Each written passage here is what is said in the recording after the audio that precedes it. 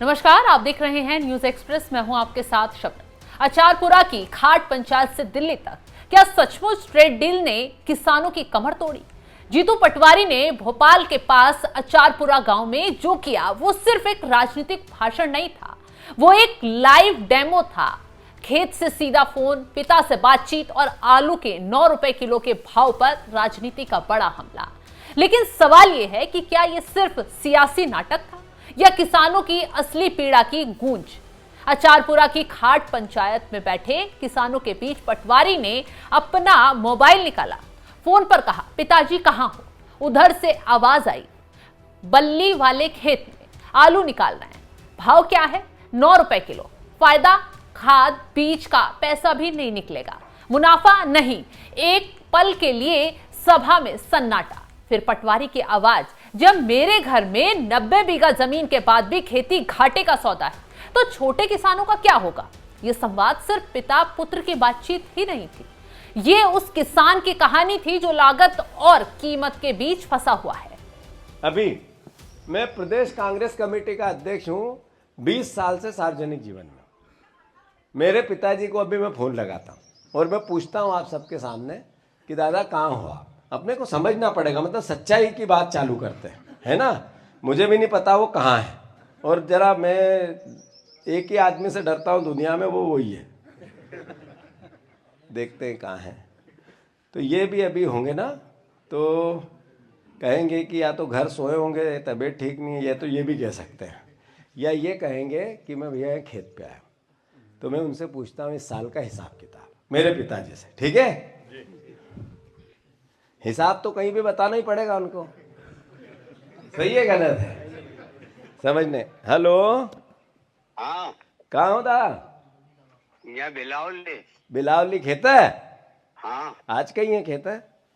आलू वाले नहीं यार बेटा। आलू निकल रहे हैं नी? हाँ हाँ। कई भाव है आलू का इन्हीं बार? कई 8-9 रुपया। 8-9 रुपया। तो इन्हीं बार पूरा कि नहीं पूरा है? खाद बीज का पैसा नहीं निकला। खाद बीज का नहीं निकला है? तो फिर मैंने कितनी बार क्यों तमान की आलू नहीं बोना अपना गाँव आड़ा पड़ गया इनको, कहीं आड़ा पड़ गया गाँव। हाँ अच्छा चलो कोई बात नहीं। तो इन्हीं साल खेती में कहीं निकले, कुल मिले आमदनी कितनी है?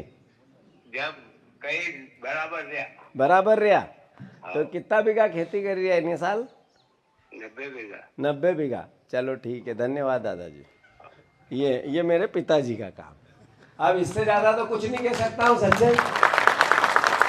कहने का अर्थ यह है, बताने की बात यह है कि किसान जहां है वहां है या नीचे है, ऊपर नहीं हुई है।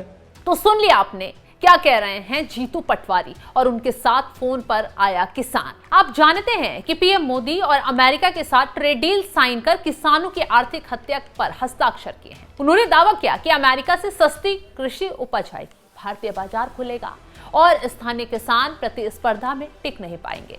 ये हमला सीधे तौर पर था प्रधानमंत्री नरेंद्र मोदी पर। लेकिन क्या सचमुच कोई ऐसी ट्रेड डील हुई है जो भारतीय किसानों को सीधा प्रभावित कर रही है? राजनीति में आरोप और वास्तविक समझौतों के बीच की रेखा अक्सर धुंधली होती है। कांग्रेस इसे किसान सम्मान की लड़ाई बता रही है, बीजेपी इसे राजनीतिक स्टंट कह रही है। भारत में किसानों की सबसे बड़ी चिंता लागत बनाम समर्थन मूल्य। आलू, प्याज, टमाटर जैसी फसलों का एमएसपी नहीं होता, ये बाजार के भरोसे होती हैं। जब पटवारी के पिता 9 रुपए किलो का भाव बता रहे थे, तो सवाल ये भी है, क्या राज्य सरकार ने स्टोरेज, प्रोसेसिंग या मार्केट लिंकिंग में पर्याप्त काम किया? और यही सवाल विपक्ष केंद्र पर दाग रहा है। मध्य प्रदेश के किसानों ने उन्हें दिल्ली भेजा, लेकिन वे एक भी फसल एमएसपी पर नहीं खरीद पाए। शिवराज विदिशा से सांसद हैं और लंबे समय तक मध्य प्रदेश के मुख्यमंत्री रहे।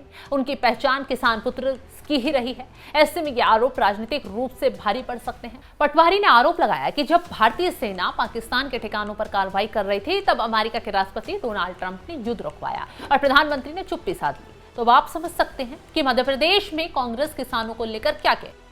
और इन्हीं सब दावों से मध्य प्रदेश में चुनावी तापमान लगातार धीरे धीरे बढ़ रहा है।